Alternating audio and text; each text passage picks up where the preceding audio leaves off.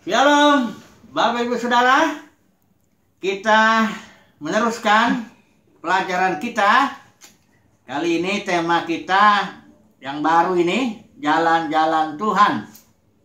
Saya ambil tema ini dari Mazmur 25. Ini seluruh pasal yang seharusnya kita baca, tapi barangkali kita 4 ayat yang pertama dulu aja kita baca, nanti yang lainnya saya kutip-kutip aja.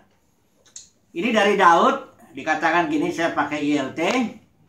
Kepadamu ya Tuhan, kuangkat jiwaku, Allahku, kepadamu aku percaya.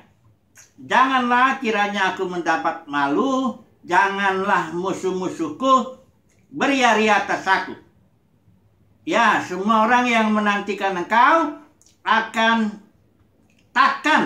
tidak akan mendapat malu. Yang mendapat malu ialah mereka yang berbuat khianat dengan tidak ada alasannya. Ayat 4. Beritahukanlah jalan-jalanmu ini kepadaku ya Tuhan. Tunjukkanlah itu kepadaku. Ya. Jadi Tuhan itu memiliki jalan-jalan, ya. Istilah Ibrani derek itu artinya jalan dalam pengertian jalan kehidupan maksudnya, ya, secara figuratif itu maksudnya bukan jalan jasmani, tapi suatu perjalanan kehidupan, ya, suatu mode of action atau suatu tindakan, satu mode tindakan lah, ya. Artinya Tuhan itu punya jalan. Orang yang mau menempuh jalan kehidupan, ya harus tahu jalan itu. Ya memang Yesus itu bilang, I am the way. Artinya jalan itu adalah pribadi. Emang Thomas pernah tanya kan, dari yang mana kami tidak tahu jalan. Yesus bilang I am the way. No one goes to the Father except by me. Artinya destinasinya orang Kristen juga itu pribadi, ya, pribadi Bapa. Jadi jalannya pribadi, destinasinya, tujuannya juga pribadi.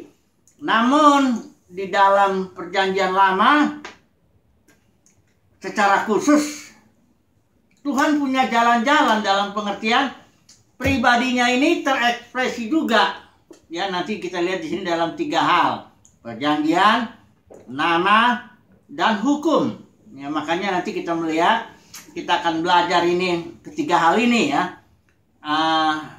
Terutama nanti diterapkan juga kepada tokoh-tokoh di dalam Alkitab.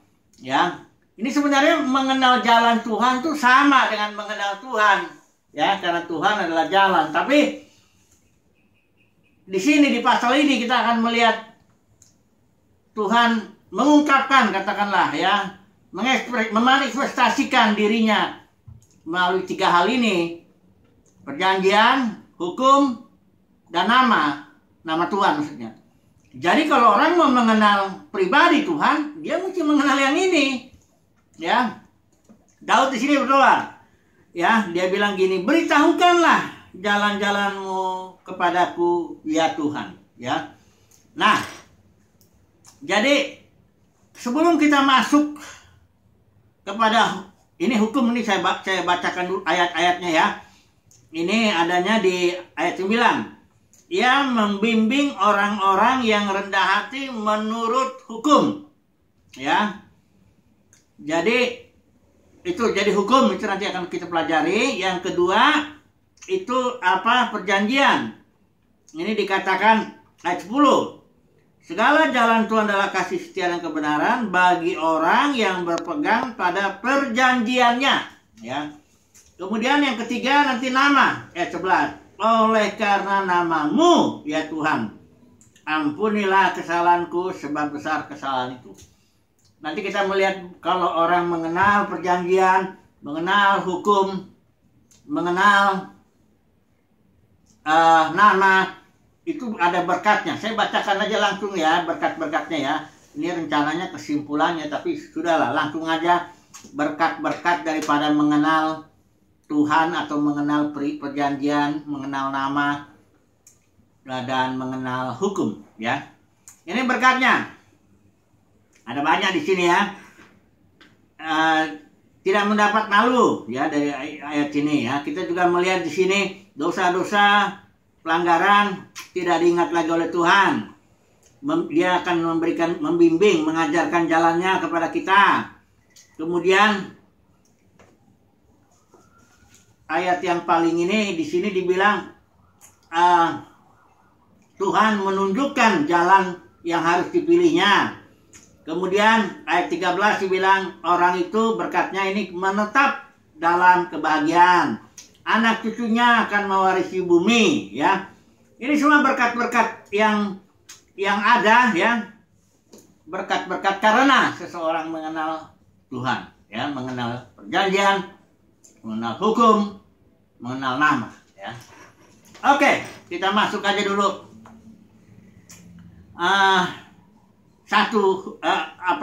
Mulai dari mana dulu nih? Hukum aja dulu lah ya. Mulai dari hukum. Hukum itu artinya suatu keteraturan. Ya, hukum karena Tuhan itu Tuhan yang penuh keteraturan. Dia menciptakan alam jasmani juga dengan keteraturan. Makanya ada yang Newton menemukan. Dia nggak menciptakan hukum gravitasi, dia menemukan ada keteraturan dalam hal gaya tarik bumi itu yang disebut gravitasi itu. Keteraturannya apa? Teraturnya begini, kalau orang lempar benda ke atas pasti jatuhnya ke bawah. Mau dia lemparnya di Jakarta, di Bandung, di Surabaya, sama. Ya, karena itu udah teratur, sudah Tuhan tetapkan. Siapa lempar benda ke atas, ya pasti benda itu jatuh ke bawah. Ini keteraturan yang ditemui oleh Newton ya. Jadi hukum adalah keteraturan. Tapi ada juga hukum dalam dunia rohani, ya. Dalam dunia rohani juga ada hukum, ya. Walaupun kadang-kala ya hukum jasmani dalam dunia jasmani dengan dunia rohani ini berpadanan dia, ya. Sebagai contoh, ya. Karena gini, Tuhan menciptakan alam semesta jasmani ini nggak sembarangan juga. Dia ciptakan sedemikian supaya bisa menjelaskan hukum atau keteraturan dalam dunia rohani. Makanya Yesus kalau mengajar nih, perhatikan burung katanya. Nah, burung tuh nggak diciptakan mendadak.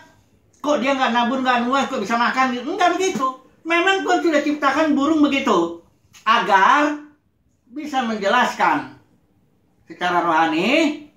Lihatlah Bapa di sorga, pasti akan kasih makan kamu, ya. Demikian juga Yesus bilang, perhatikan bunga bakung.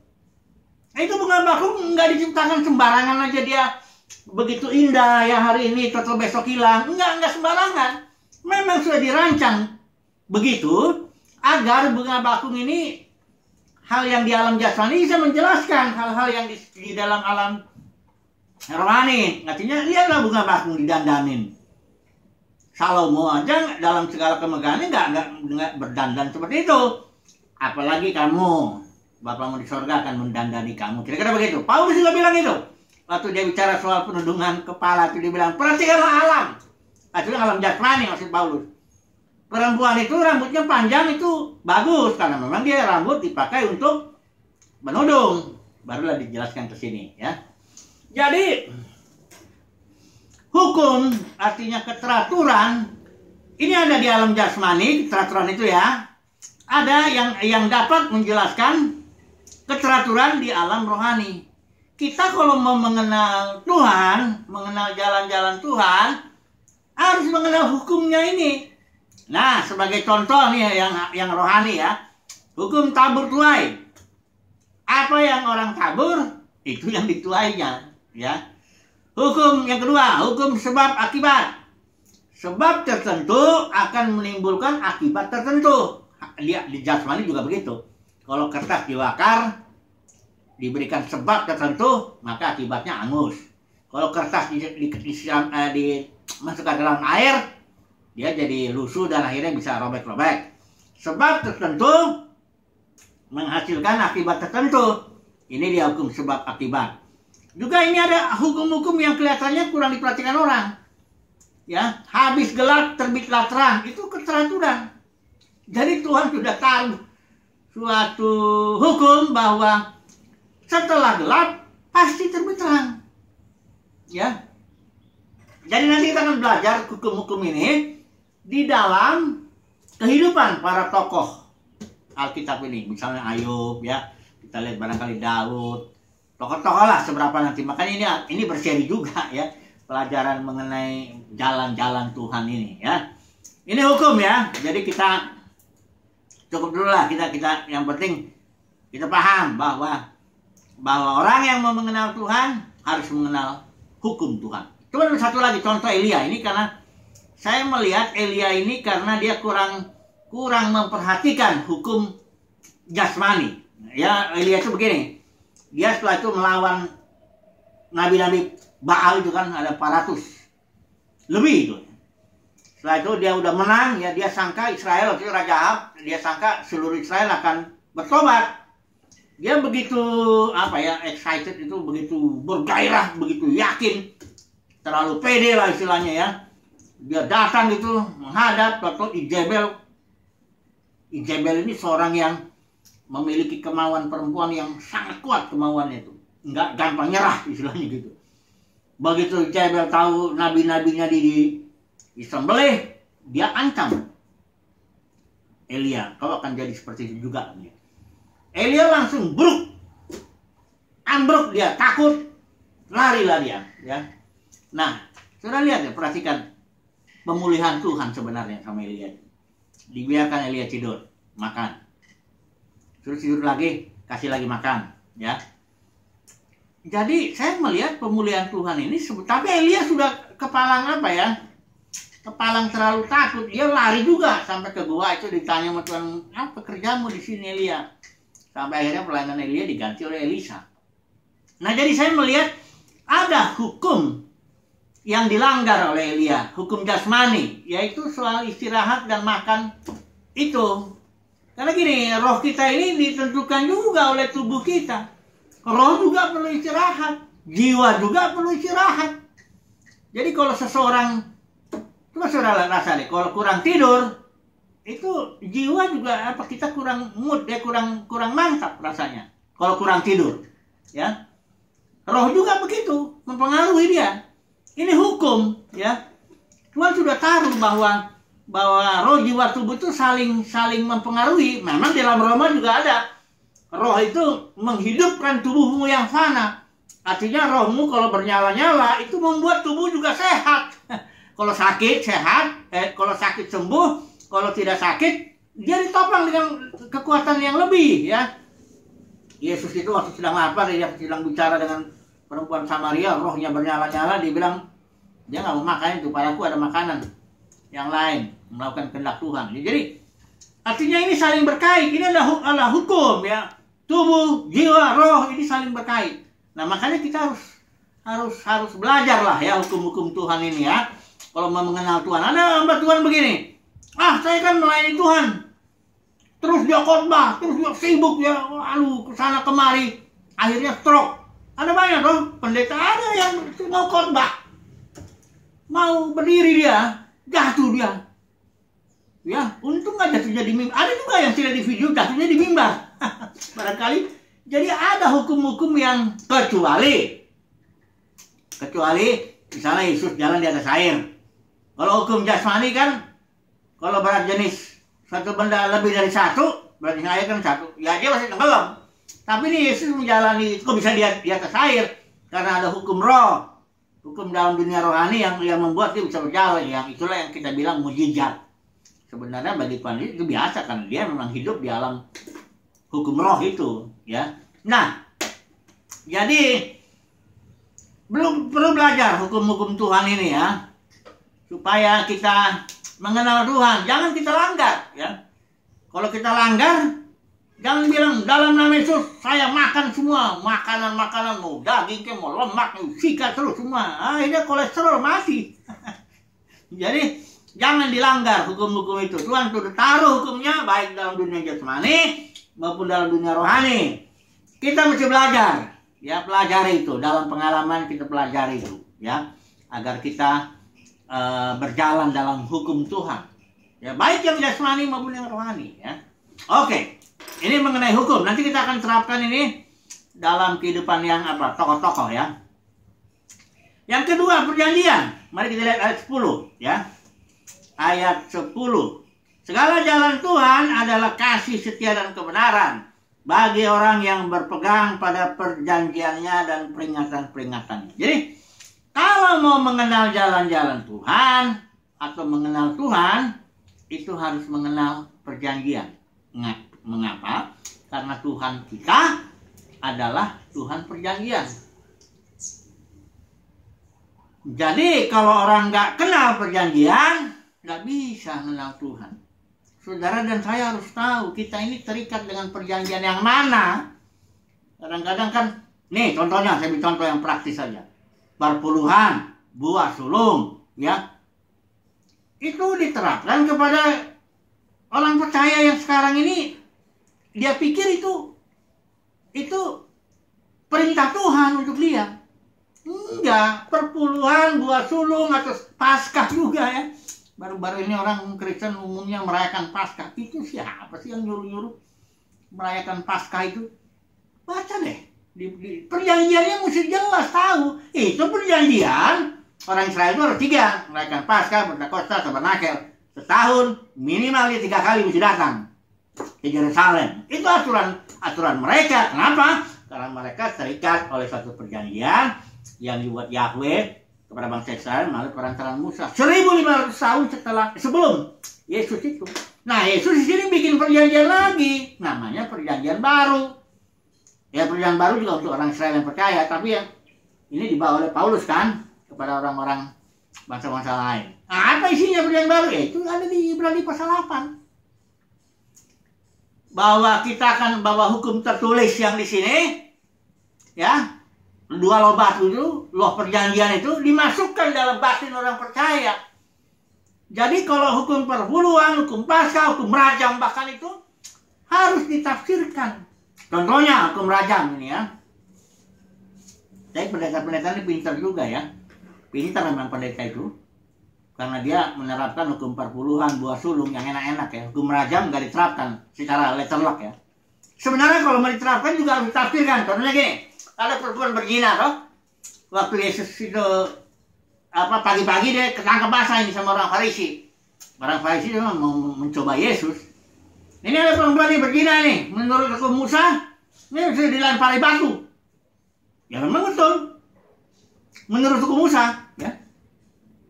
Tapi Yesus kan dia pengantara perjanjian baru.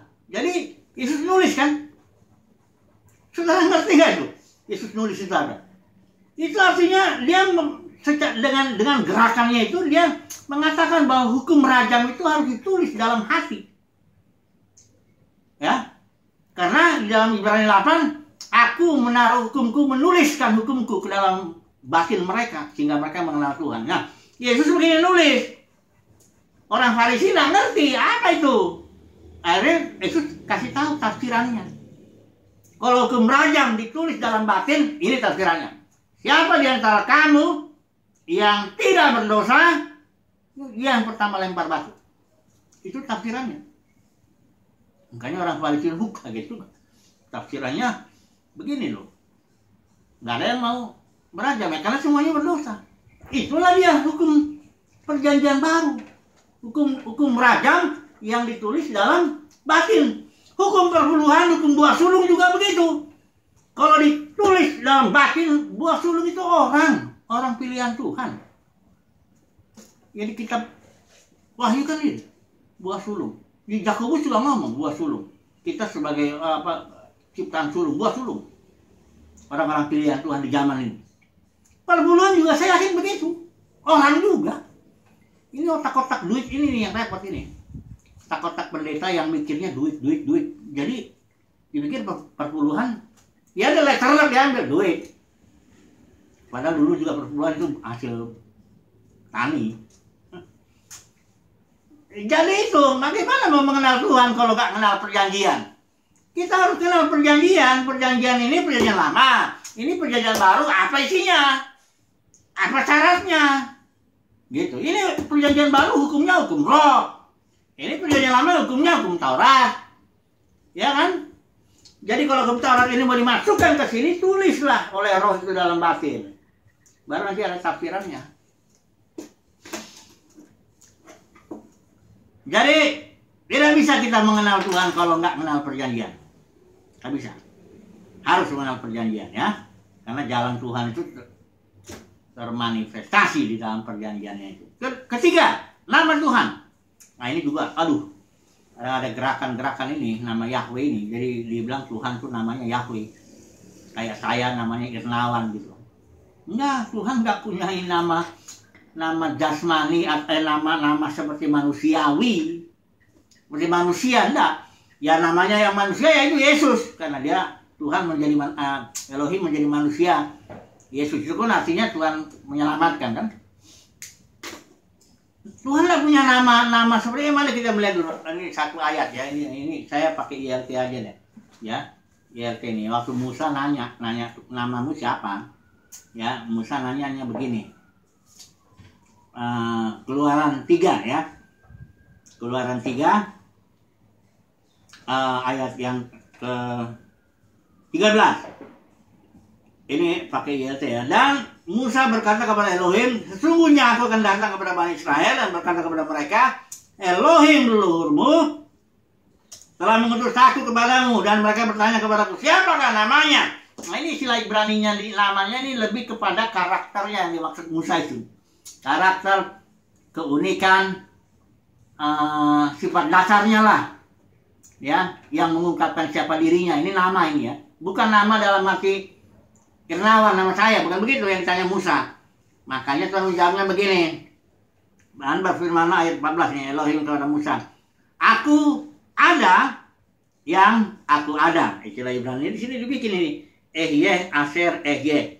Ini dibilang, tapi di sini dibilang atribut nama Yahweh katanya Elohimnya Abraham, Ishak, Yakub. Enggak gitu. Nanti kita bahas lah mengenai nama ini ya. Tiap perjanjian Tuhan pakai nama yang beda.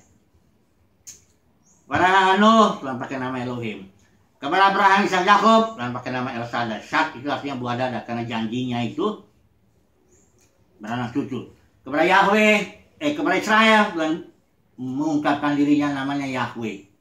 Tuhan perang, karena janjinya Israel akan mendapatkan tanah perjanjian begitu. Nah, nanti Yesus ini nanti kita belajar lebih detail dikaitkan dengan karakter tokoh-tokoh ya, karena begitu ya. Jadi untuk nama ini aja lah kita lihat dulu sini. Mana Tuhan membuat nama ya. Yesaya ini kalau kita lihat Yesaya 63 ayat 12 ya, yang dengan tangannya yang agung menyertai Musa di sebelah kanan yang membelah air di depan mereka untuk membuat nama abadi. Jadi Tuhan itu membuat nama dengan cara berkarya di dalam satu komunitas atau satu pribadi.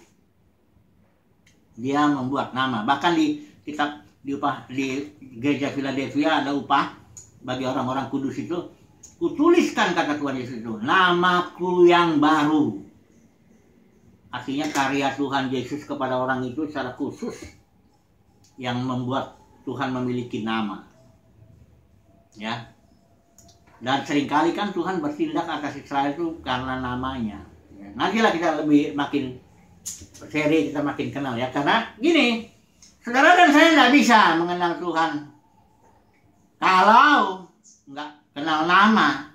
Bukan satu nama yang kayak nama manusiawi ya, bukan. Nama di sini mewahyukan dirinya memang, tapi itu karakter atau keunikan. Ya. Oke lah, kesimpulannya gimana dulu lah sekarang ya. Kesimpulannya ya. Kesimpulannya, jalan-jalan Tuhan itu harus dialami.